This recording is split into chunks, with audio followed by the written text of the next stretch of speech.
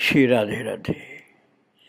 भक्तों, श्रीमद् भगवद गीता भाव मंथन कार्यक्रम प्रारंभ किया जा रहा है। कल आप श्रवण कर रहे थे गीता जी के 15वें अध्याय का समापन, जिसमें प्रभु ने अपने इस 15वें अध्याय, जिसको भगवान ने कहा है शास्त्र, 15वें अध्याय के प्रभु ने कहा है अति रहस्ययुक्त गोपनीय शास्त्र। और उस 15वें अध्याय के समापन में भगवान ने कहा है कि मैं नाशवान जड़ वर्ग क्षेत्र से तो सर्वथातीत हूँ और अविनाशी जीवात्मा से भी उत्तम हूँ, इसलिए लोक में और वेद में भी मुझे पुरुषोत्तम नाम से कहा जाता है। और हे अर्जुन, जो ज्ञानी पुरुष मुझको इस प्रकार तत्व से पुरुषोत्तम जानता है, वो सर्वज्ञ पुरुष सब प्रकार से निरंतर मुझ वासुदेव परमेश्वर को ही भजता रहता है। और प्रभु ने कहा इस प्रकार इस रहस्य युक्त गोपनीय शास्त्र द्वारा जो मेरे द्वारा कहा गया है, इसको तत्व से जान करके मनुष्य ज्ञानवान और कृतार्थ हो जाता है। इस प्रकार से 15वें अध्याय का समापन हुआ था। अब आज से आप 16वां अध्याय प्रारंभ करने जा रहे हैं। तो आइए हम 16वें अध्याय को प्रारंभ करें और पहले श्लोक का पाठ करें। ओम श्री परमात्मने नमः। श्रीमद् भगवद गीता अथ षोडशोऽध्यायः। श्री भगवानुवाच अभयं सत्त्वसंशुद्धिर्ज्ञानयोगव्यवस्थितिः दानं दमश्च यज्ञश्च स्वाध्यायस्तप आर्जवम्। अभयं सत्त्वसंशुद्धिर्ज्ञानयोगव्यवस्थितिः दानं दमश्च यज्ञश्च स्वाध्यायस्तप आर्जवम्। तो इस प्रकार से हम लोगों ने पाठ किया 16वें अध्याय के पहले श्लोक को। अब इसमें प्रभु क्या बता रहे हैं? दैवी संपदा की बात कर रहे हैं प्रभु, और आगे चल करके आसुरी संपदा की भी बात करें। तो ये अध्याय दैवी और आसुरी संपदा का है। दैवासुर संपद विभाग योग इसका नाम है।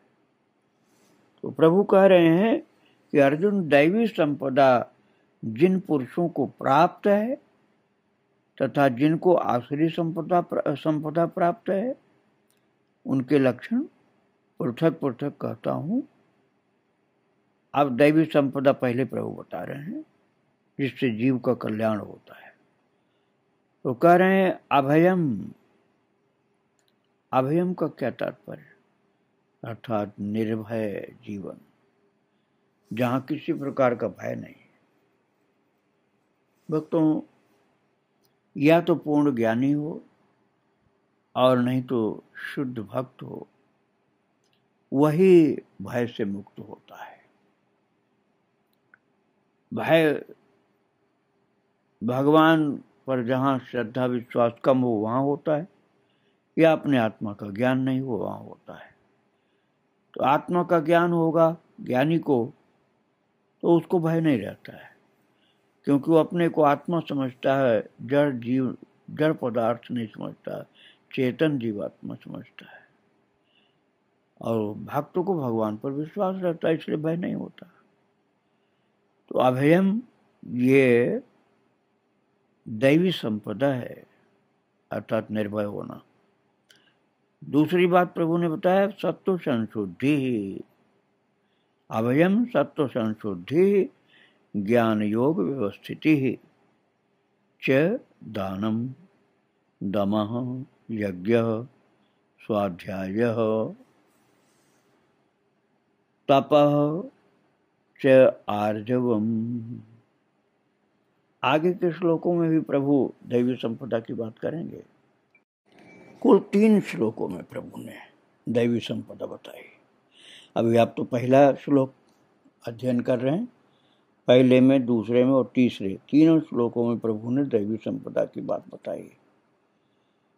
तो दैवी संपदा का तात्पर्य हुआ जिसमें अप्राकृत शक्ति होती है, वो गुण दैवी संपदा कहलाता है। तो प्रभु पहले श्लोक में जो बता रहे हैं उसमें शुरू में निर्भय होना, अर्थात अपने स्वरूप को समझना और भगवान पर पूरा पूरा विश्वास, श्रद्धा होना। दूसरा, सत्व संशुद्धि, अर्थात अंतःकरण की पूर्ण निर्मलता।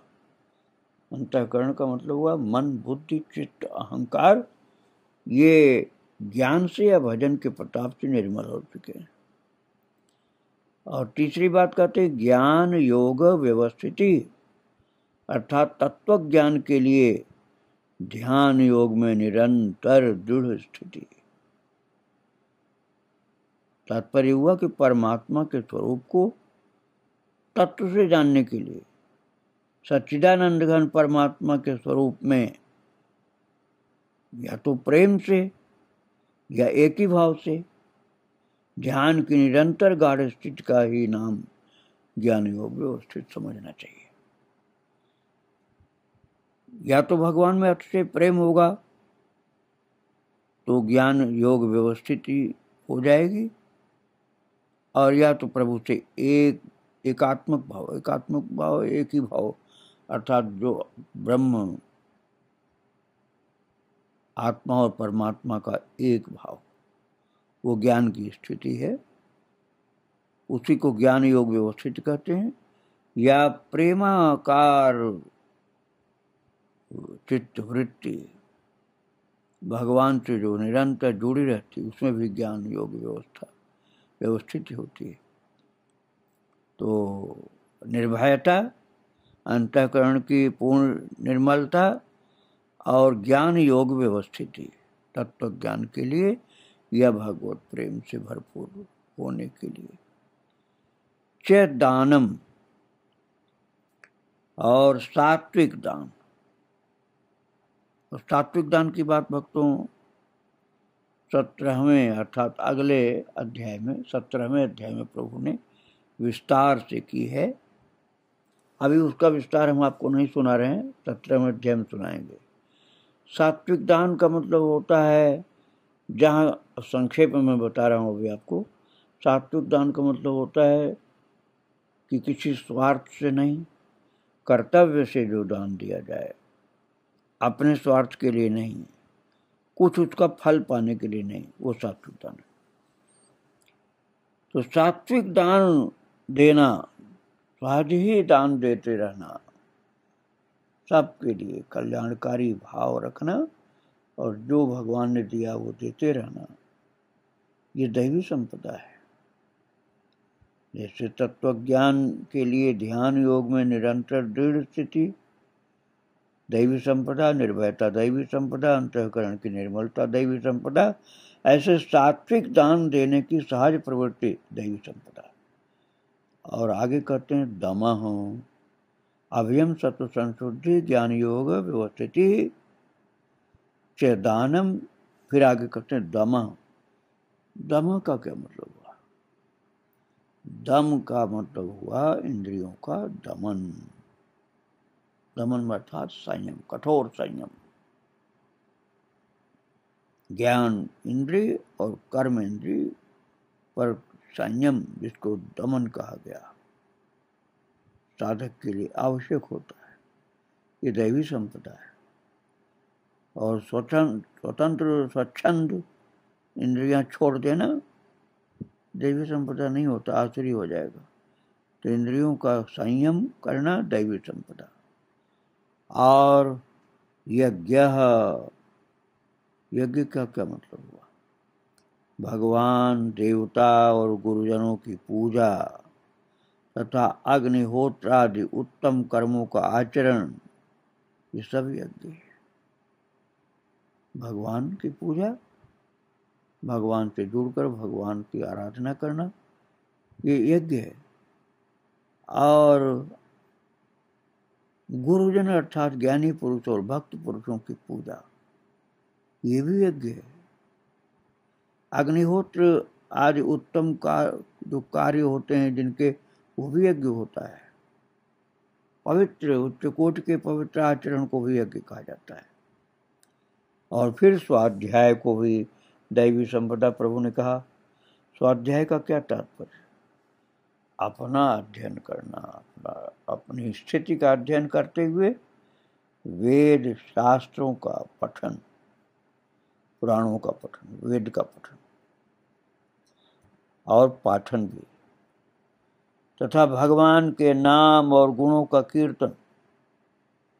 भगवान के नाम और गुणों का कीर्तन, ये भी स्वाध्याय है। भगवान के भक्तों का भी, भगवान का और भगवान के भक्तों का भी गुण का कीर्तन। कीर्तन का मतलब बताना और सुनना, भगवान के गुण लोगों को सुनाना और सुनने को मिले तो सुनना, ऐसे भगवान का नाम सुनाना, गाना और भगवान के नाम को प्रेम से आदर के साथ श्रवण करना, ये स्वाध्याय है। धर्म ग्रंथ जो भक्ति युक्त हैं, उन भक्ति युक्त ग्रंथों का श्रवण, पठन, पाठन, ये भी स्वाध्याय है। और फिर कहते हैं तपः, तपः च आर्जवम्। तप भी, तप अर्थात स्वधर्म पालन के लिए कष्ट सहन करना। हम अपने धर्म पर आरूढ़ कर रहने के लिए, भक्ति में सही रहने के लिए, अपने ज्ञान में स्थित रहें, भक्ति में स्थित रहें, प्रभु के प्रेम के धर्म के निर्वाह में कष्ट सहें, अर्थात धैर्य के साथ विपरीत परिस्थितियों का सामना करें, वो तप है। च आर्जवम, आर्जव का मतलब होता है शरीर तथा इंद्रियों के सहित अंतःकरण की सरलता। आर्जव का शाब्दिक अर्थ होता है सरलता। तो सरलता किस प्रकार की होती है? शरीर तथा इंद्रियों के सहित अंतःकरण की सरलता, अर्थात बनावट नहीं करना, छिपाव नहीं करना, बनावट नहीं करना। भक्ति को तो गुप्त रखना होगा, हर चीज का भले आप प्रकटीकरण करते हैं, लेकिन भक्ति को नहीं प्रकट करना, उसको छिपाव में, उसमें दोष नहीं है। दान भी गुप्त रखना, भक्ति भी गुप्त रखना, किंतु हम अपने को ढोंग करके जो हैं उससे ज्यादा अपने को दिखावें, ऐसा नहीं करना। उसको सरलता बोलते हैं। जैसा है वैसा प्रकट है, बिना बनावट का जीवन, इसको आर्जव बोला जाता है। तो भगवान के भरोसे ज्ञान युक्त होकर के भय से मुक्त रहना, निर्भय जीवन और अंतःकरण की निर्मलता, निरंतर भगवान में स्थित रहना, आत्मज्ञान में स्थित रहना, सहज ही स्वभावतः सात्विक दान देना, इंद्रियों का दमन करना अर्थात संयम करना, और भगवान का पूजन और भगवत भक्तों का पूजन, आदर।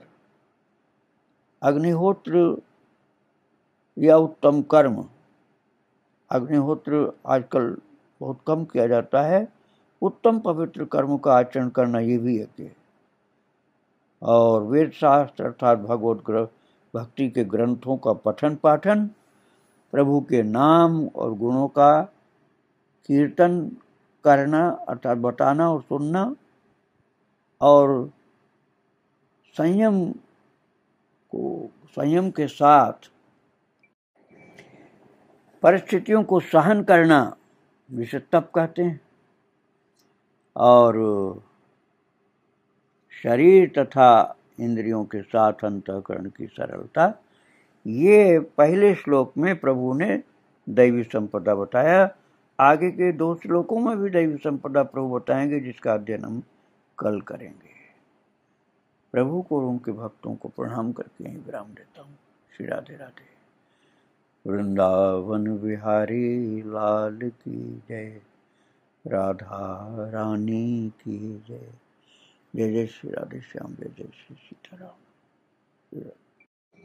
श्री राधे राधे। भक्तों, श्रीमद् भगवद गीता भाव मंथन कार्यक्रम प्रारंभ किया जा रहा है। कल आप श्रवण कर रहे थे गीता जी के 16वें अध्याय के प्रथम श्लोक को, अर्थात पहले श्लोक को, जिसमें प्रभु ने अपने प्रिय भक्त शिष्य अर्जुन को बताया था कि दैवी और आसुरी 2 संपदाएं होती हैं। दैवी संपदा जिन पुरुषों को प्राप्त है उनके लक्षण पहले सुनो, और आसुरी संपदा जिनको प्राप्त होती है उनके लक्षण उसके बाद सुनाएंगे। तो प्रभु पहले दैवी संपदा प्राप्त साधकों का लक्षण बताते हैं और कहते हैं कि भय का सर्वथा अभाव उनके जीवन में होता है। पूर्ण निर्भय होते हैं, अंतःकरण की पूर्ण निर्मलता होती है, तत्व ज्ञान के लिए ध्यान योग में निरंतर दृढ़ स्थिति होती है, और सात्विक दान उनका सहज स्वभाव होता है। सात्विक दान करते हैं, इंद्रियों का दमन करते हैं, भगवान और गुरुजनों की पूजा, संतों की पूजा और उत्तम कर्मों का आचरण करते हैं। वेद शास्त्र पुराण भगवत चरित्र आदि का पठन पाठन, प्रभु के नाम लीला गुण आदि का कीर्तन करते हैं, और भगवत धर्म के पालन में जो कष्ट आ जाए उसको सहन करते हैं। शरीर तथा इंद्रियों के सहित अंतःकरण की उनके जीवन में सरलता होती है। ये प्रभु ने पहले श्लोक में बताया था, जिसका पाठ आप कर चुके हैं। अब आइए फिर से प्रथम श्लोक का पाठ करके फिर आज के पाठ में अर्थात दूसरे श्लोक में चलेंगे। तो कल वाला ये प्रथम श्लोक। श्री भगवान उवाच अभयम सत्व संशुद्धिर ज्ञान योग व्यवस्थितिः दानम दमश्च यज्ञश्च स्वाध्यायस्तप आर्जवम्। अभयम सत्व संशुद्धिर ज्ञान योग व्यवस्थितिः दानम दमश्च यज्ञश्च स्वाध्यायस्तप आर्जवम्। ये कल वाला पाठ था भक्तों। अब आप आज का पाठ करेंगे हम सब मिलकर के 16वें अध्याय का दूसरा श्लोक। अहिंसा सत्यमक्रोधस् त्यागः शान्तिरपैशुनम् दया भूतेष्वलोलुप्त्वम् मार्दवम् ह्रीरचापलम्। अहिंसा सत्यमक्रोधस् त्यागः शान्तिरपैशुनम् दया भूतेष्वलोलुप्त्वम् मार्दवम् ह्रीरचापलम्। ये आपने पाठ किया दूसरे श्लोक का। अब इस श्लोक में आए हुए प्रभु के द्वारा बोले हुए जो शब्द हैं उनका अर्थ और उनका भाव विचार किया जाएगा। प्रभु इस दूसरे श्लोक में कह रहे हैं, अहिंसा सत्यम अक्रोध त्याग शांति अपैशुनम। भूतेषु दया अलोलुप्त्वम मार्दवम ह्रीः अचापलम। भक्तों, अभी प्रभु दैवी संपदा का वर्णन करते जा रहे हैं। दूसरे श्लोक में समापन नहीं है, तीसरे श्लोक में समापन है। तो अभी हम दूसरे श्लोक का अध्ययन कर रहे हैं। दूसरे श्लोक में प्रभु दैवी संपदाएं जो बताते हैं वो एक एक शब्द के रूप में गंभीर अर्थ लिए हुए है। पहली दैवी संपदा पहले श्लोक में तो आप सुन चुके हैं। अब दूसरे श्लोक में पहली दैवी संपदा क्या बताते हैं प्रभु? अहिंसा। अहिंसा का क्या तात्पर्य है? हिंसा न करना, हिंसा को सहायता, बल, समर्थन प्रदान नहीं करना, यह अहिंसा है। और समझिए इसको, मन से भी हिंसा नहीं करना, वाणी से भी किसी की हिंसा नहीं करना। मनुष्य नहीं, किसी भी प्राणी की हिंसा न मन से करना, न वाणी से और न शरीर से। और किसी भी प्रकार से किसी को कष्ट नहीं देना, अपने व्यवहार से, अपने शरीर से। ऐसा नहीं है कि आपने नहीं किसी को मारा, कूटा, काटा, प्रताड़ित किया, लेकिन प्रताड़ित करने वाले, मारने कूटने वाले को आपने समर्थन दे दिया अपनी वाणी से या मन से उसके सहयोगी हो गए, तो आपने हिंसा कर दिया। तो मन से, वाणी से और शरीर से किसी प्रकार भी किसी को कष्ट नहीं देना, न कष्ट देने को सोचना, न कष्ट देने का समर्थन करना और न किसी प्रकार का सहयोग करना, बल्कि उसको, हिंसा करने वाले को रोकना, उसको अहिंसा कहते हैं। मन, वाणी, शरीर से न तो अपनी ओर से किसी को कष्ट देना और कष्ट देने वाले का समर्थन न करके उसको रोकने का संपूर्ण प्रयास करना कि ये काम मत करो, किसी को तकलीफ नहीं होनी चाहिए, आप कष्ट किसी को क्यों दोगे।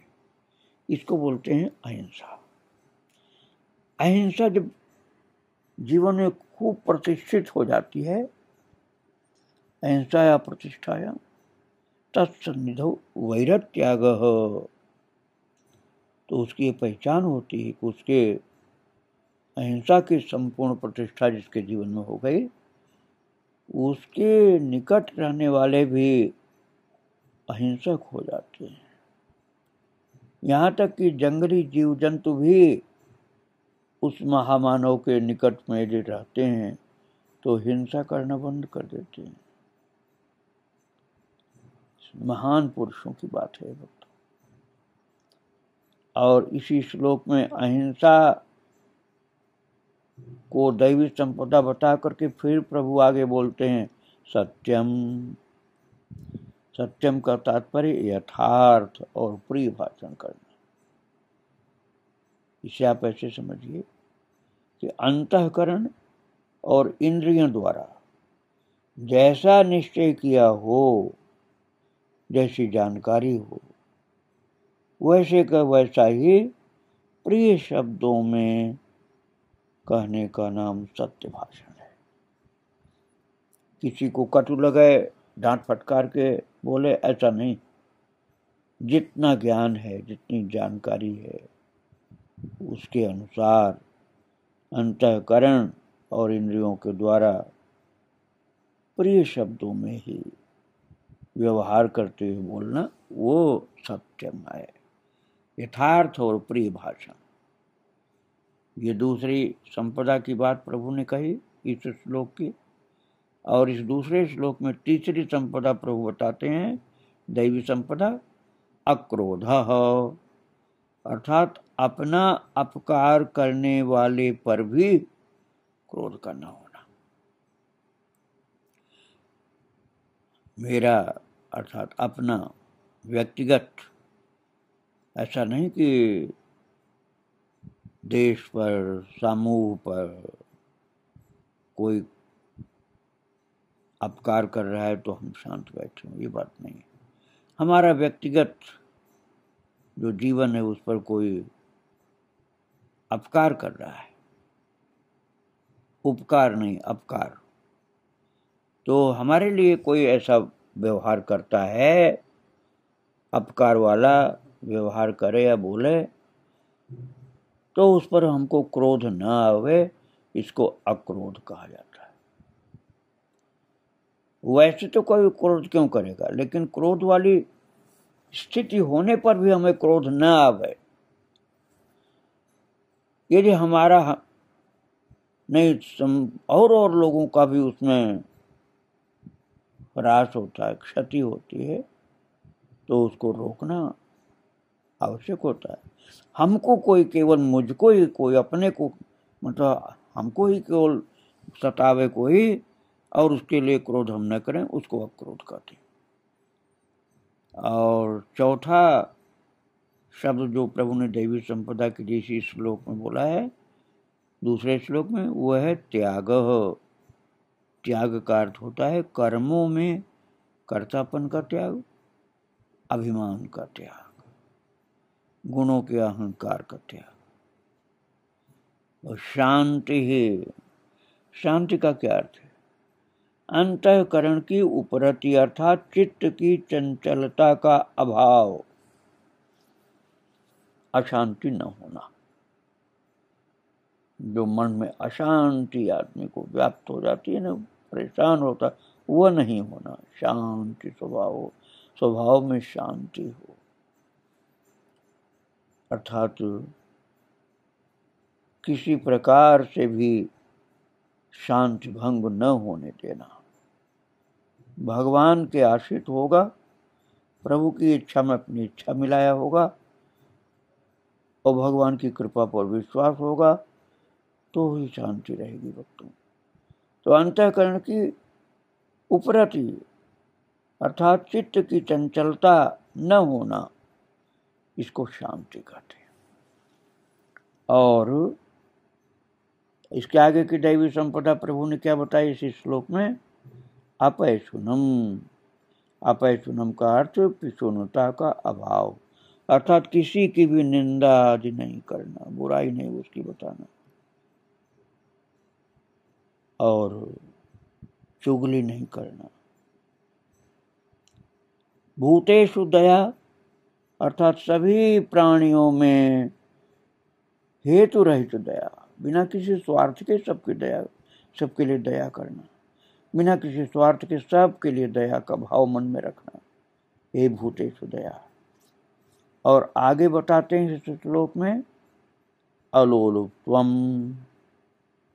अलोलुप्त्वम अर्थात इंद्रियों का विषयों के साथ संयोग होने पर भी उनमें आसक्ति का न होना,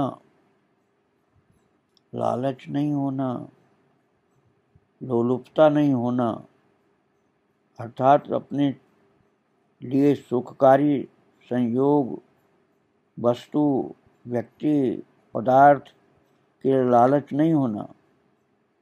वो भले अपने इंद्रियों के विषय हों, लेकिन उसके लिए लालच नहीं होना, आसक्ति नहीं होना, इसको अलोलुप्तम बोलते हैं। मार्दवम, मार्दवम का तात्पर्य कोमलता, मृदुता।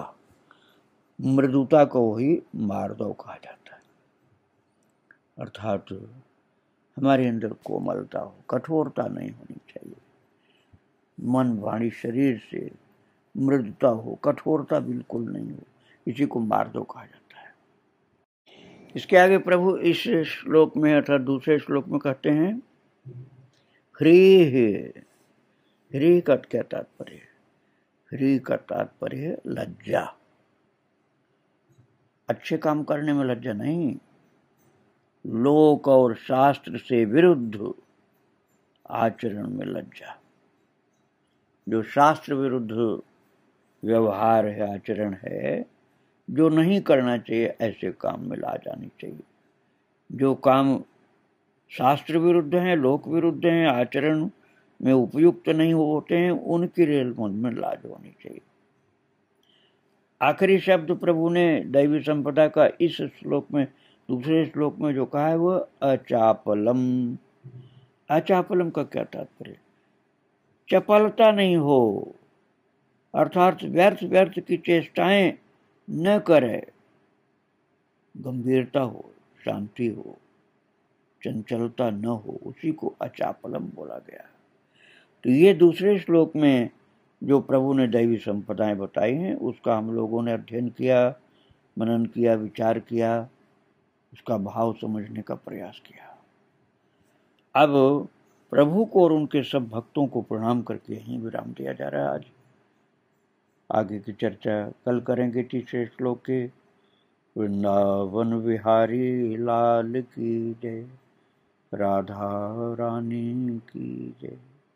जय जय श्री राधे श्याम, जय जय श्री सीताराम, श्री राधे श्री राधे राधे। भक्तों, श्रीमद् भगवद गीता भाव मंथन कार्यक्रम प्रारंभ किया जा रहा है। कल आप श्रवण कर रहे थे गीता जी के 16वें अध्याय के दूसरे श्लोक को, जिसमें प्रभु ने दैवी संपदा के विषय में बताया था। प्रथम श्लोक में भी दैवी संपदा की बात बताई, द्वितीय में भी और आगे तृतीय में भी बताएंगे। तो कल आपने द्वितीय अर्थात दूसरे श्लोक में श्रवण किया था कि प्रभु अपने प्रिय भक्त शिष्य अर्जुन से कह रहे हैं कि अर्जुन, मन, वाणी और शरीर से किसी भी प्रकार से किसी को कष्ट न देना, जिसे अहिंसा कहा जाता है, ये दैवी संपदा है। यथार्थ और प्रिय भाषण अर्थात अंतःकरण और इंद्रियों द्वारा जैसा जाना समझा निश्चय किया गया, वैसा कि वैसा ही प्रिय शब्दों में कहना, यह सत्य भाषण है। यथार्थ हो प्रिय सत्य भाषण, इसी को सत्यम कहा गया। अहिंसा सत्यम। अक्रोध अर्थात अपना अपकार करने वाले पर भी क्रोध का न होना, अक्रोध। त्याग अर्थात कर्मों में कर्तापन के अभिमान का त्याग। शांति अर्थात अंतःकरण की उपरति अर्थात चित्त की चंचलता का अभाव। आपैशुनम अर्थात किसी की भी निंदा न करना। भूतेषु दया अर्थात सभी प्राणियों में हेतु रहित दया, अकारण बिना स्वार्थ के दया। और अलुलुप्त्वम अर्थात लालच न होना, इंद्रियों का विषयों के साथ संयोग होने पर भी उनमें आसक्ति का न होना। और मार्दवम अर्थात कोमलता। ह्रीः अर्थात लोक और शास्त्र से विरुद्ध आचरण में लज्जा। और अचापलम अर्थात व्यर्थ चेष्टाएं, व्यर्थ की चंचलता न होना। ये दैवी संपदा प्रभु ने दूसरे श्लोक में बताई थी। अब उस दूसरे श्लोक का आगे फिर से पाठ कर लें, फिर आज के पाठ में चलेंगे अर्थात तीसरे श्लोक में। तो दूसरे श्लोक का पाठ फिर से कर लीजिए। अहिंसा सत्यमक्रोध त्याग शांतिरपैशुनम दयाभूतेष्वलोलुप्त्वम मार्दवम ह्रीरचापलम। अहिंसा सत्यमक्रोध त्याग शांतिरपैशुनम दयाभूतेष्वलोलुप्त्वम मार्दवम ह्रीरचापलम। ये दूसरे श्लोक का पाठ हुआ जो आप कल कर चुके हैं। अब आज का पाठ अर्थात तीसरे पाठ में हम आपको ले चल रहे हैं और हम सब मिलकर के तीसरा श्लोक का पाठ, तीसरे श्लोक का पाठ, अध्याय 16 के तीसरे श्लोक का पाठ करेंगे सब मिल करके एक साथ। तेजः क्षमा धृतिः शौच मद्रोहो नातिमानिता भवन्ति संपदं दैवी मभिजातस्य भारत। तेजः क्षमा धृतिः शौच मद्रोहो नातिमानिता भवन्ति संपदं दैवी मभिजातस्य भारत। ये हम लोगों ने पाठ किया 16वें अध्याय के तीसरे श्लोक का।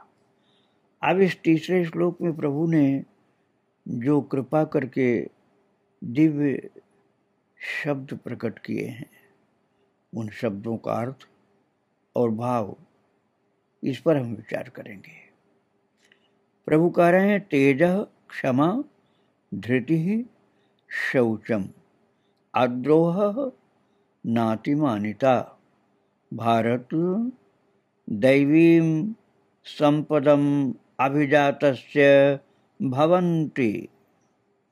ये प्रभु ने दैवी संपदा बताने के लिए जो 3 श्लोक प्रयोग किया, अब उन तीनों श्लोकों में से आखिरी अर्थात तीसरा श्लोक हम लोगों ने पाठ किया, जिसमें दैवी संपदा का विवेचन तीसरे श्लोक में, पहले श्लोक में भी दैवी संपदा बताई गई, दूसरे श्लोक में भी बताई गई दैवी संपदा। अब तीसरे श्लोक में प्रभु कह रहे हैं जो दैवी संपदाएं, उसमें से पहला है तेजः। दैवी संपदा वाले के अंदर एक तेज होता है। तेज का मतलब क्रोध आप मत समझ लेना। फिर क्या होता है तेज? अरे वो तेज अंदर की शक्ति है, क्रोध नहीं है। क्रोध तो दुर्गुण है, क्रोध आसुरी संपदा है, तेज दैवी संपदा है। ये खास अंतर आप समझ लो। कई लोग क्रोध को तेज बोल रहे, बड़ा तेज है उनके अंदर, अर्थात बड़ा क्रोध मान लेते हैं उसको। नहीं, क्रोध दैवी संपदा नहीं, आसुरी संपदा है, खराब है, वो पतन करता है। और तेज जो है दैवी संपदा। तो तेज क्या है? तेज है श्रेष्ठ पुरुषों की उस शक्ति का नाम। तेज है जिसके प्रभाव से उनके सामने विषयासक्त और नीच प्रकृति वाले मनुष्य भी प्रायः अन्याय के आचरण से रुककर उनके कथन के अनुसार श्रेष्ठ कर्मों में प्रवृत्त हो जाते हैं। ये कोई मामूली चीज नहीं भक्तों। ये दैवी संपदा वाले अर्थात महान लोगों के अंदर ही ये शक्ति एक होती है जो बिना क्रोध किए, बिना किसी को डांटे डपटे, बिना किसी प्रकार के चिल्लाए मारे पीटे, बिना कुछ ऐसा किए, केवल उनके देखने से, और वो क्रोध में नहीं देखते हैं, सामान्यतया देखना या उपस्थित होने से ही उनके उस दैवी शक्ति के प्रभाव से, केवल उनके सामने उपस्थित हो जाने से विषयासक्त और नीच प्रकृति वाले मनुष्य भी प्रायः अन्याय के आचरण से रुक जाते हैं। अर्थात गलत कार्य फिर उनके सामने वो नहीं कर सकते हैं। किसी प्रकार का गलत कार्य वो नहीं कर सकते हैं जिनके सम्मुख इस प्रकार से, और उनके थोड़े से इशारे मात्र से अच्छे काम करने लग जाते हैं। बिना किसी कठोरता के व्यवहार किए उनके उपस्थित मात्र से गलत कार्य रुक जाता है और सत्य कार्य शुरू हो जाता है। तो उनकी ये आंतरिक जो शक्ति होती है, भक्ति का प्रताप आप कह सकते हैं, उसको तेज कहा जाता है। तो ये तेज जो होता है महान सत्वगुण है, जिसको दैवी संपदा कहा गया। दूसरा प्रभु आगे कहते हैं क्षमा। क्षमा का तात्पर्य हुआ किसी ने हमको सताया, ऐसा नहीं कि गरीबों को कष्ट दिया, देश को परेशान किया, वो बात नहीं। उसको तो क्षमा किया ही नहीं जा सकता, उसका तो दंड दिया जाएगा। लेकिन केवल हमको सताया और हमने उसे माफ कर दिया, उसको क्षमा कहा जाता है। तीसरा बोल रहे हैं इस श्लोक में प्रभु धैर्य। धैर्य अर्थात धीरज रखना, घबरा नहीं जाना। उतावलीपन में अनुचित कार्य नहीं कर देना, शांति पूर्वक स्थिर रह करके विचार करना, इसको धृति अर्थात धैर्य कहा जाता है। शौचम, कई लोग न समझने के कारण शौच का तात्पर्य मतलब अपने शरीर से मलमूत्र त्याग करना, इतना ही शौच मान लेते। नहीं, अरे ये भी शौच का ही एक अंग है, अर्थात अंदर की गंदगी बाहर निकली, लेकिन वो इसके अलावा मन की पवित्रता, शरीर की पवित्रता, संगत की पवित्रता, खान पान की पवित्रता, शुद्धि जिसको कर सकते हैं। और इसी प्रभु ने गीता जी के 13वें अध्याय के 7वें श्लोक में भी बताया है। 13वें अध्याय के 7वें श्लोक में प्रभु ने शौचम शब्द बताया है कि जो साधना होती है, भक्ति की साधना, जिसे ज्ञान का साधन भी कहा जाता है, उसमें शौच भी है। तो शौच का क्या मतलब हुआ? शुद्धि। शुद्धि क्या होती है? सत्यता पूर्वक शुद्ध व्यवहार से द्रव्य की और उसके अन्न से आहार की तथा यथा योग्य बर्ताव के द्वारा आचरणों की, और जल के द्वारा शरीर की शुद्धि को बाहर की शुद्धि कहते हैं, तथा राग द्वेष कपट आदि विकारों का नाश होकर अंतःकरण स्वच्छ हो जाना भीतर की शुद्धि कही जाती है। यही बात यहाँ प्रभु 16वें अध्याय के 3रे श्लोक में कह रहे हैं। शौचम, शौचम अर्थात बाहर भीतर की शुद्धि। और अद्रोह अर्थात किसी में भी शत्रु भाव न होना। अद्रोह अर्थात किसी में भी शत्रु भाव नहीं होना। और नातिमानिता, नातिमानिता का क्या मतलब हुआ? अपने में पूज्यता के अभिमान का अभाव। अपने में पूज्यता का अभिमान, पूज्यता के अभिमान का भाव, अर्थात ये अपने को नहीं समझना कि हम बहुत बड़े हैं और सब हमसे छोटे हैं, इसलिए सब हमारा सम्मान करें, सब हमको प्रणाम करें, हमारा आदर करें, हमारी जय जयकार बोलें। ये सब मन में नहीं रखना, इसी को कहा जाता है नातिमानिता, अर्थात न अतिमानिता। नहीं अपने सम्मान, अपने अभिमान, हम पूज्य हैं, इस बात का अभिमान नहीं करना, इससे पूर्ण रूप से मुक्त रहना, इसी को नातिमानिता कहा गया। तो भगवान ने जो 3 श्लोकों में बताए हैं, वो जो बताए हैं प्रभु, उन सब को मिला करके कह रहे हैं भारत, अर्थात हे विवेकी अर्जुन, दैवीं संपदाम अभिजातस्य भवन्ति। ये दैवी संपदा को लेकर उत्पन्न हुए पुरुष के लक्षण हैं, जो अब तक बताए गए 3 श्लोकों में आपको। तो तात्पर्य हुआ कि भय का सर्वथा अभाव, अर्थात निर्भयता, अंतःकरण की पूर्ण निर्मलता, तत्व ज्ञान के लिए ध्यान योग में निरंतर दृढ़ स्थिति, और सात्विक दान, इंद्रियों का दमन, भगवान और भगवान के भक्तों में जो पूजा अर्थात उनका सम्मान, अपने आचरण की शुद्धि, अपने आचरण के दिव्य आचरण के कर्म करना, स्वाध्याय वेद शास्त्र पूजा के ग्रंथ अर्थात भक्ति के ग्रंथ, भगवान के नाम गुण का कीर्तन, भक्ति के लिए कष्ट भी सह लेना, इंद्रियों के सहित सरलता मन की, मन वाणी शरीर से किसी को किसी प्रकार का कष्ट नहीं देना, यथार्थ और प्रिय भाषण, अपना अपकार करने वाले पर भी क्रोध न होना,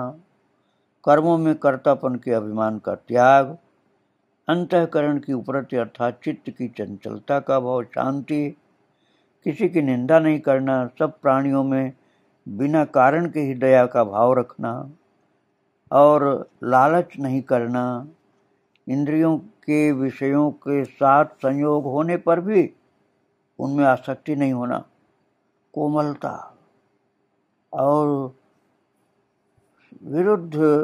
धर्म विरुद्ध कार्यों में लाज आना, अर्थात उस कार्य को करने में लज्जा लगना, ऐसा नहीं करना, व्यर्थ चेष्टाओं का अभाव, भक्ति तपस्या का आंतरिक तेज बिना क्रोध का, और क्षमा, धीरज, बाहर भीतर की शुद्धि, किसी में भी शत्रु भाव का न होना, अपने में पूज्यता का अभिमान नहीं रखना कि हम पूज्य, सब हमारा सम्मान पूजा करें, ऐसा मन में नहीं सोचना। ये सब जो हैं, प्रभु कहते हैं हे अर्जुन, दैवी संपदा को लेकर उत्पन्न हुए पुरुष के लक्षण हैं। अब आसुरी संपदा की बात प्रभु आगे करेंगे 4 श्लोक से, उसकी चर्चा कल की जाएगी। आज प्रभु को और उनके भक्तों को प्रणाम करके यहीं विराम दे रहा हूँ। श्री राधे राधे, जय जय श्री राधे। वृंदावन बिहारी लाल की जय, राधा रानी की जय, जय जय श्री राधे श्याम, जय जय श्री सीताराम। श्री राधे श्री राधे राधे। भक्तों, श्रीमद् भगवद गीता भाव मंथन कार्यक्रम प्रारंभ किया जा रहा है। कल आप श्रवण कर रहे थे गीता जी के 16वें अध्याय के 3 श्लोक को, जिसमें प्रभु ने बताया था अपने प्रिय भक्त शिष्य अर्जुन को कि अर्जुन, तेज, क्षमा, धैर्य, बाहर की शुद्धि एवं भीतर की शुद्धि, किसी में भी शत्रु भाव का न होना, अपने में पूज्यता के अभिमान का अभाव होना, ये सब दैवी संपदा को लेकर उत्पन्न हुए पुरुष के लक्षण हैं। इससे पहले प्रभु ने पहले 2 श्लोक में भी दैवी संपदा का विवेचन किया था, तो ये आपने कल श्रवण किया था। तो वो दैवी संपदा के श्लोक का पाठ करते हुए आज के पाठ में आपको लेकर चलते हैं।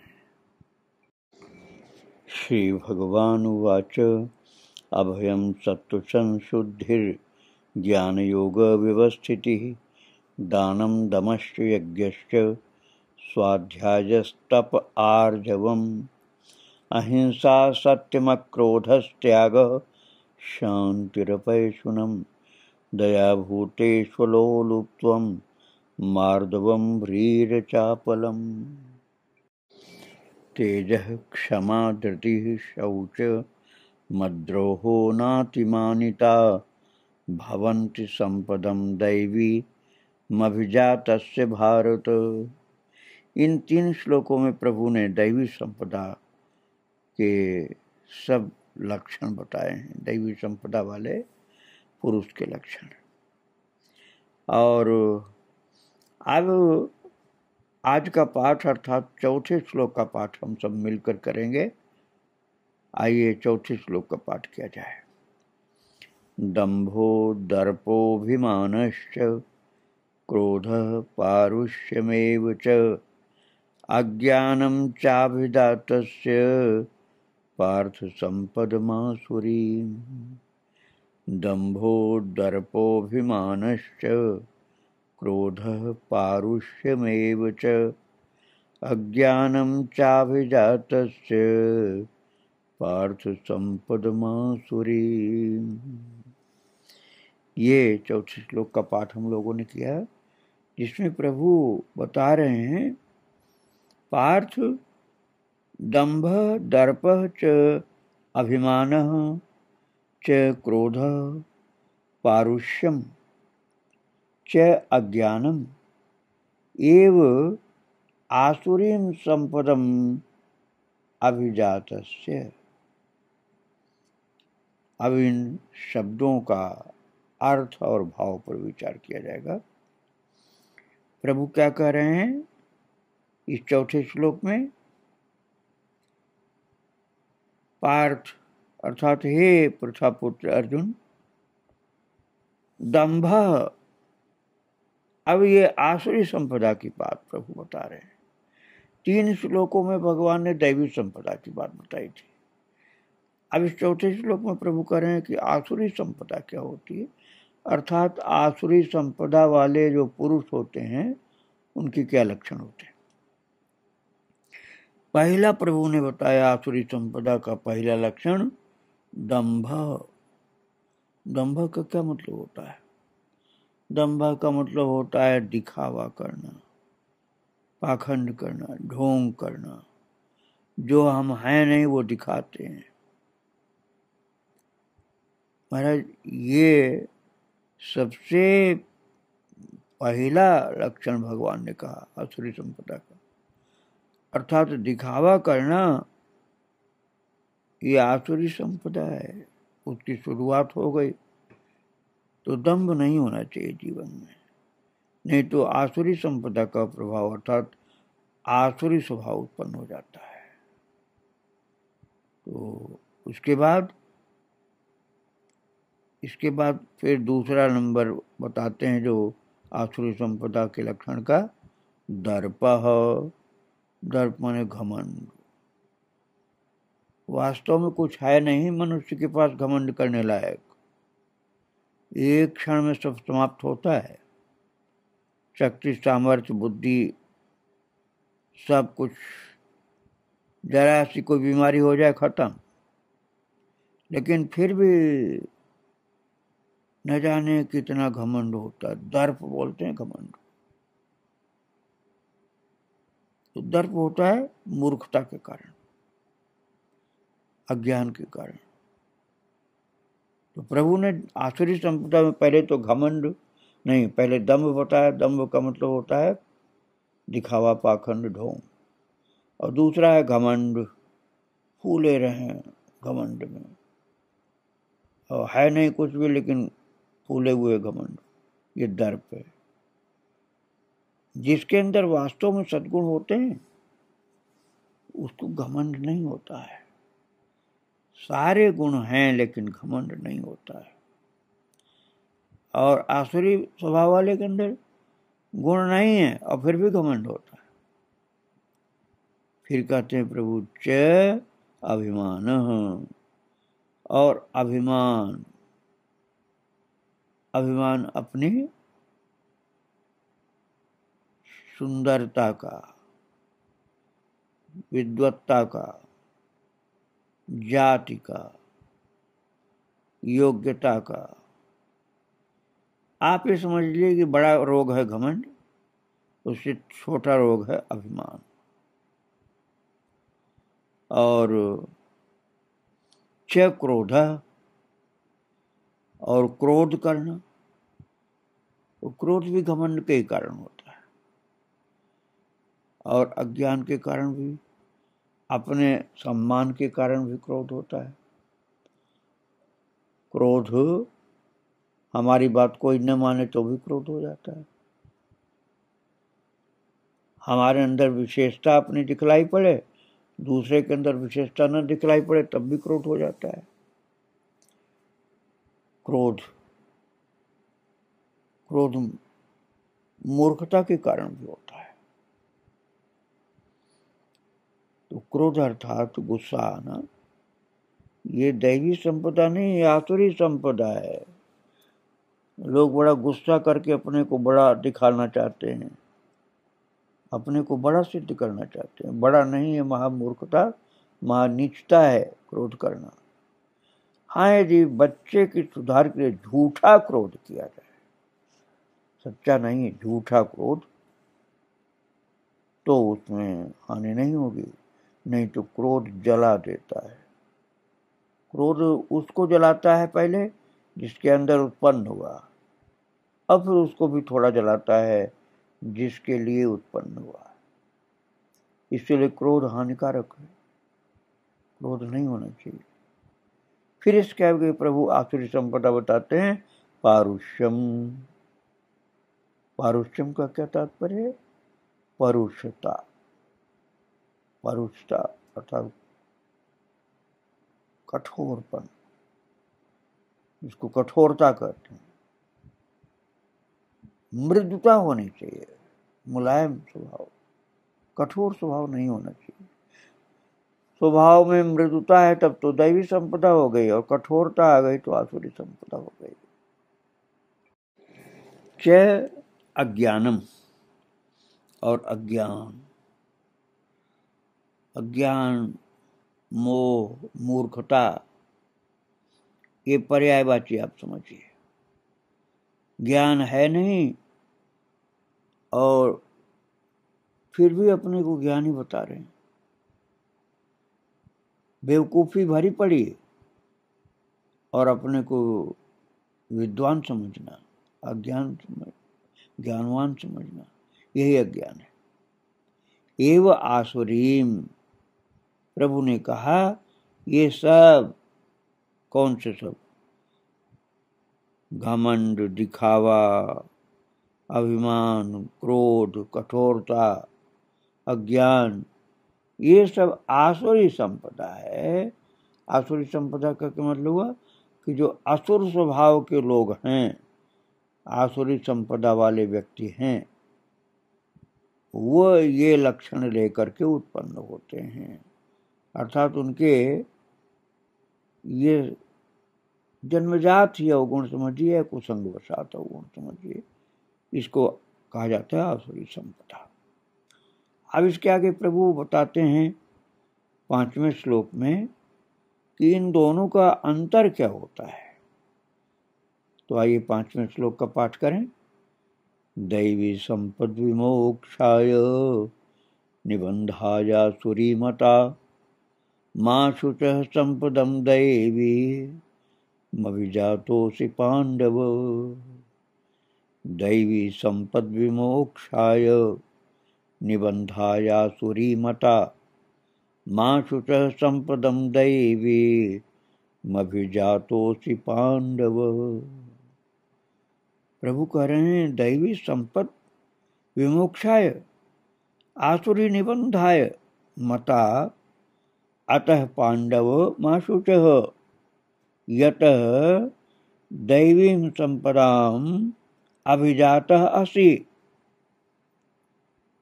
तो पहले दैवी संपदा का विवेचन प्रभु ने किया, फिर आसुरी संपदा का। अब फिर कहते हैं उन दोनों प्रकार की संपदाओं में अलग अलग क्या प्रभाव होता है, क्या लक्षण होता है, प्रभाव क्या होता है। तो कहते हैं दैवी संपद विमोक्षाय, दैवी संपदा मुक्ति के लिए होता है, अर्थात बंधन काटने के लिए, अज्ञान काटने के लिए, मोह काटने के लिए, ज्ञान की उत्पत्ति के लिए, दैवी संपदा मुक्ति के लिए।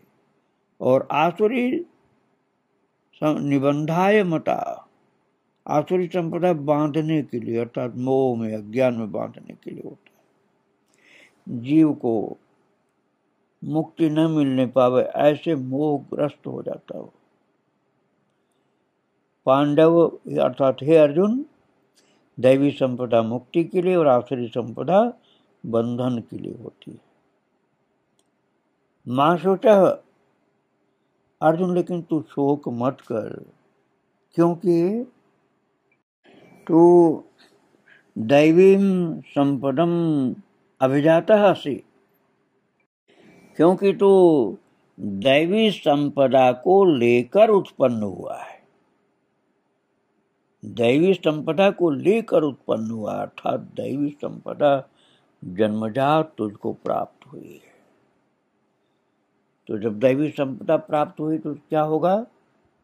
मुक्ति पथ का पथिक है, बंधन मुक्त है तू, और पवित्र भक्ति मार्ग का, ज्ञान मार्ग का पथिक है।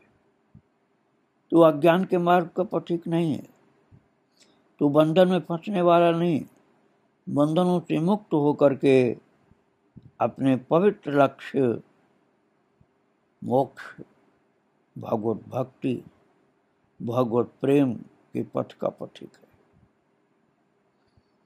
भगवान ने धीरज दिया अर्जुन को कि तुम चिंता मत करना, मां सोचा अर्जुन शोक तुमको करने की जरूरत नहीं, शोक मत कर, क्योंकि तू दैवी संपदा को लेकर उत्पन्न हुआ है। इसका मतलब शोक किसको करना? शोक उसको करना है जिसके अंदर आसुरी संपदा है। तात्पर्य जो ढोंगी है वो शोक करने योग्य, जो घमंडी है वो शोक करने योग्य, जो अहंकारी अभिमानी है उसको शोक करना, जो बात बात में क्रोध करता रहता है उसको शोक करने योग्य, क्योंकि वो रास्ता अपना खराब कर लिया, वो गलत मार्ग का पथिक हो गया। वो कोमलता नहीं, कठोरता स्वभाव में, वो शोक के योग्य है, उसका रास्ता गलत है। अज्ञान युक्त है वो शोक के योग्य, क्योंकि उसका रास्ता गलत है। लेकिन अर्जुन, तुमको शोक करने की जरूरत नहीं, क्योंकि तुम दैवी संपदा को लेकर उत्पन्न हुए हो। ये प्रभु ने 5वें श्लोक में कहा। अब 6ठे श्लोक की चर्चा हम कल करेंगे। आज प्रभु को और उनके भक्तों को प्रणाम करके यहीं विराम दे रहा हूँ। श्री राधे राधे, जय जय श्री राधे। वृंदावन बिहारी लाल की जय, राधा रानी की जय। जय जय श्री राधे श्याम, जय जय सीताराम। श्री राधे श्री राधे राधे। भक्तों, श्रीमद् भगवद गीता भाव मंथन कार्यक्रम प्रारंभ किया जा रहा है। कल आप श्रवण कर रहे थे गीता जी के 16वें अध्याय के 5वें श्लोक को, जिसमें प्रभु ने बताया अपने प्रिय भक्त शिष्य अर्जुन को कि अर्जुन, जो दैवी संपदा और आसुरी संपदा, 2 संपदाएं हैं, इनमें से दैवी संपदा मुक्ति के लिए होती है, अर्थात मोक्ष प्रदान करती है, और आसुरी संपदा बांधने के लिए होती है, अर्थात जीव बंधन में पड़ जाता है उससे। परंतु हे अर्जुन, तू शोक मत कर, क्योंकि तू दैवी संपदा को लेकर ही उत्पन्न हुआ है। तो इस बात को बताने के लिए प्रभु ने जो श्लोक 5वां उच्चारण किया, आइए हम सब मिलकर के 5वें श्लोक का पाठ कर लें। इसके बाद आज वाला पाठ अर्थात 6ठा श्लोक लेंगे। तो 5वां श्लोक का पाठ करिए, 16वें अध्याय का 5वां श्लोक। दैवी संपद विमोक्षाय निबंधायासुरी मता, मां शुचः संपदं दैवी मभिजातोऽसि पांडव। दैवी संपद विमोक्षाय निबंधायासुरी मता, मां शुचः संपदं दैवी मभिजातोऽसि पांडव। ये कल वाला पाठ किया आपने, और अब आज का पाठ अर्थात 6ठे श्लोक का पाठ हम सब मिलकर करें एक साथ। द्वौ भूत स्वर्गौ लोकेस्मिन् दैव आसुर एव च, दैवो विस्तरशः प्रोक्त आसुरं पार्थ मे शृणु। द्वौ भूत स्वर्गौ लोकेस्मिन् दैव आसुर एव च, दैवो विस्तरशः प्रोक्त आसुरं पार्थ मे शृणु। ये आपने पाठ किया 6ठे श्लोक का। अब इस 6ठे श्लोक में प्रभु जो शब्द बोल रहे हैं उसके अर्थ और भाव पर विचार करना प्रारंभ किया जा रहा है। प्रभु कह रहे हैं, पार्थ अस्मिन् लोके द्वौ, अस्मिन् लोके पार्थ अस्मिन् लोके भूत सर्गौ द्वौ एव, दैवः च आसुरः दैवः विस्तरशः प्रोक्तः आसुरम में शृणु। ये शब्द प्रभु ने बोले हैं। अब आइए इन शब्दों पर विचार करें। प्रभु कह रहे हैं, पार्थ अर्थात हे प्रथापुत्र अर्जुन, अस्मिन् लोके अर्थात इस लोक में, तात्पर्य पृथ्वी की बात की जा रही, अन्य किसी की नहीं। पृथ्वी पर विराजमान जो साधक मनुष्य हैं, भूत सर्गौ, भूत मतलब प्राणी है, भूत मतलब भूत प्रेत नहीं, भूत सर्गो अर्थात भूतों की सृष्टि, तात्पर्य मनुष्य समुदाय। हे अर्जुन, इस श्लोक में भूतों की अर्थात मनुष्य प्राणियों की सृष्टि में तात्पर्य मनुष्य समुदाय में दो प्रकार होते हैं। द्वौ एव, दो ही प्रकार होते हैं। कौन से दो प्रकार होते हैं? एक तो दैव अर्थात दैवी प्रकृति वाला, एक प्रकार ये हुआ। च आसुर, और दूसरा प्रकार है आसुरी प्रकृति वाला। तो उनमें से जो दैवी प्रकृति है वो दैव विस्तरशः प्रोक्तः, उस दैवी प्रकृति वाला तो विस्तरशः प्रोक्तः अर्थात विस्तार पूर्वक कहा गया, तुमने सुना। तो भक्तों, ये विस्तार से प्रभु ने कहाँ कहा?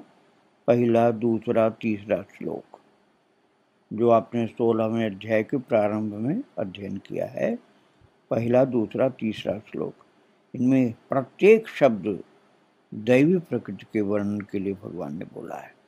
इसलिए ठाकुर जी यहाँ कह रहे हैं छठे श्लोक में कि दो प्रकार की मनुष्यों की प्रकृति है, उनमें से जो दैवी प्रकृति वाले हैं और दूसरे आसुरी प्रकृति वाले हैं, उनमें से दैवी प्रकृति वाला तो विस्तार पूर्वक कहा गया।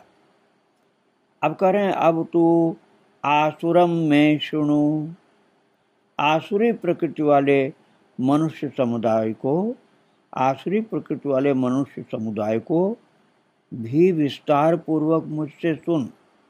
आसुरम में सुनो, आसुरी प्रकृति वालों को भी विस्तार से मुझसे सुनो। अब आप कहेंगे कि आसुरी प्रकृति वाले की क्या जरूरत है, हम तो मोक्ष मार्ग वाले हैं, क्योंकि आसुरी प्रकृति वाला तो बंधन मार्ग वाला है और दैवी प्रकृति वाला मोक्ष मार्ग वाला, अभी प्रभु ने पहले बताया है। तो हम तो मोक्ष मार्ग वाले हैं, हमें आसुरी प्रकृति वाली बात को सुनने की क्या जरूरत है? और भगवान कह रहे हैं मैंने दो में से दैवी प्रकृति वालों को तो विस्तार से सुना दिया पहले, दूसरे, तीसरे श्लोक में। अब आसुरी प्रकृति वाले मनुष्य समुदाय को भी अर्थात आसुरी प्रकृति वाले मनुष्यों के बारे में भी विस्तार पूर्वक मुझसे सुन, मैं सुनूं। तो आप कहेंगे कि हम क्यों सुने आसुरी प्रकृति वाले? तो भाई उसका कारण ये है कि उनसे हमें बचना है, उधर नहीं जाना है। जैसे आप रास्ता से चल रहे हो तो अच्छा रास्ता है, उधर जाना है, और जिधर नहीं जाना है उसका भी संकेत किया जाता है कि इधर जो गड्ढा है, खाई है, इधर जाते ही मर जाओगे, गिर करके समाप्त हो जाओगे। तो जिधर नहीं जाना उसको भी जानना पड़ता है। जिधर जाना उसको तो प्रभु ने पहले विस्तार से बता दिया 3 श्लोकों में, पहले, दूसरे, 3 श्लोकों में। और अब पहले, दूसरे, तीसरे श्लोक में प्रभु ने दैवी प्रकृति का विस्तार से वर्णन किया। अब कह रहे हैं आसुरी प्रकृति वाले मनुष्य समुदाय को भी विस्तार से मुझसे सुनो। तो क्यों सुने? कारण यही है कि हमें उधर की जानकारी होने से, उधर जाने से हम बचेंगे। अच्छे रास्ते से चलेंगे, गड्ढे में क्यों कूद के मरेंगे? तो गड्ढा उधर है, उस बात को भी हमें जानना पड़ेगा कि उधर क्या क्या गड़बड़ी है, जिधर नहीं जाना हमको, जिधर हम फंस जाएंगे, बंधन में फंस जाएंगे, मोक्ष मार्ग छूट जाएगा, हमारा पतन हो जाएगा, इसलिए उधर हमको नहीं जाना। तो उसका परिचय जानने के लिए, उधर से बचने के लिए हमको जानकारी प्रभु दे रहे हैं कि उधर नहीं जाना है, आसुरी प्रकृति की ओर।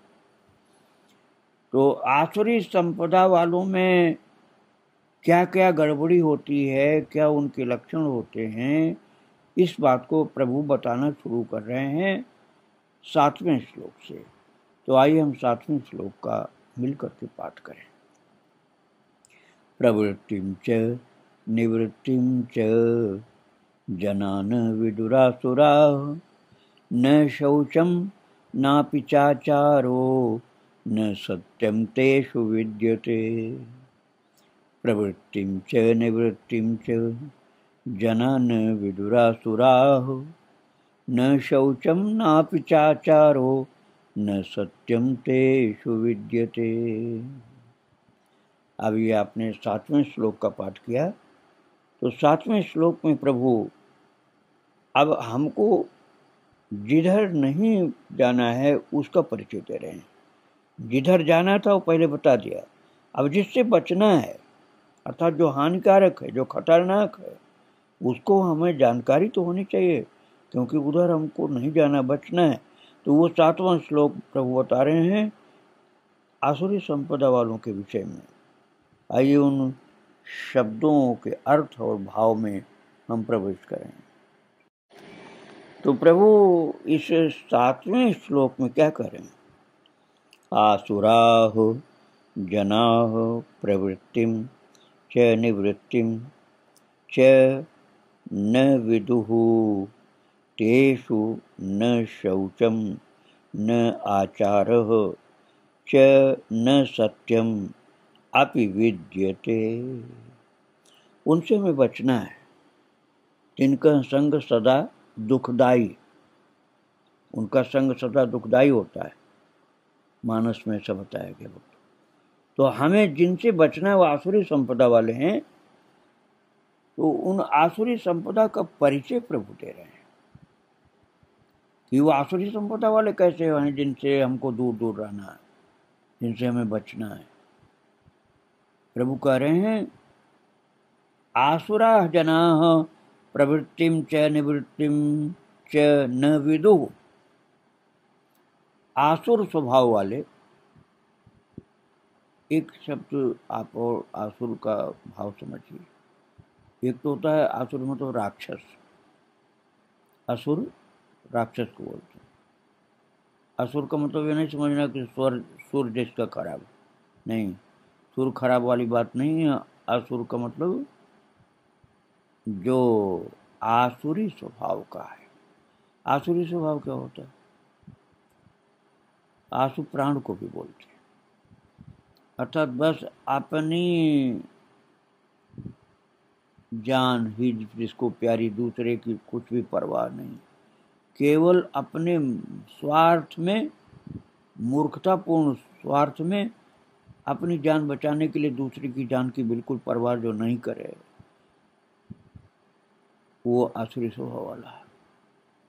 अर्थात जिसमें परोपकार बिल्कुल नहीं है, जो पशुवत जीवन वाला है। हमको अपने लिए सब कुछ खा लेना, बचा लेना, अपने लिए सब कुछ कर लेना, दूसरे भले ही मर जाएं, ये आसुरी स्वभाव। अब उस बात को प्रभु यहाँ एक एक शब्द बता रहे हैं 7वें श्लोक में कि आसुरी स्वभाव का क्या लक्षण होता है। वो कह रहे हैं आसुरः जनाः प्रवृत्तिं च निवृत्तिं च न विदुः। आसुर स्वभाव वाले मनुष्य, जना अर्थात मनुष्य, प्रवृत्तिं च निवृत्तिं, प्रवृत्ति और निवृत्ति इन दोनों को भी नहीं जानते। प्रवृत्ति का मतलब क्या हुआ? जो हमें करना चाहिए, और निवृत्ति का क्या मतलब हो? जो हमें नहीं करना चाहिए। इन दोनों को भी नहीं जानते। अर्थात हमें क्या करना जीवन में, हमें क्या नहीं करना, इसका उनको विवेक ही नहीं होता है। एक तरह का मनुष्य ऐसा जो पशु जैसा समझो, वो आसुरी स्वभाव का। उसे यही नहीं पता है कि हमें क्या करना है और नहीं पता है कि क्या नहीं करना। और फिर क्या आगे कहते हैं, तेषु न शौचम, और उनमें न तो शौच होता। शौच का मतलब टट्टी घर नहीं समझना आप। शौच का मतलब पवित्रता, अर्थात बाहर भीतर की शुद्धि। बाहर की शुद्धि, भीतर मतलब अंतःकरण की शुद्धि, मन बुद्धि चित्त अहंकार, और बाहर की शुद्धि इंद्रियों की और आहार व्यवहार आचार विचार, इनकी भीतर बाहर की शुद्धि हुई, और भीतर की शुद्धि हुई मन बुद्धि चित्त अहंकार को साफ सुथरा रखना, ये भीतर की शुद्धि हुई। तो क्या करना क्या नहीं करना इसका भी उनको ज्ञान नहीं होता है आसुरी स्वभाव वालों को। और न तो उनमें बाहर भीतर की शुद्धि होती है, बहुत गंदगी के ढेर होते हैं।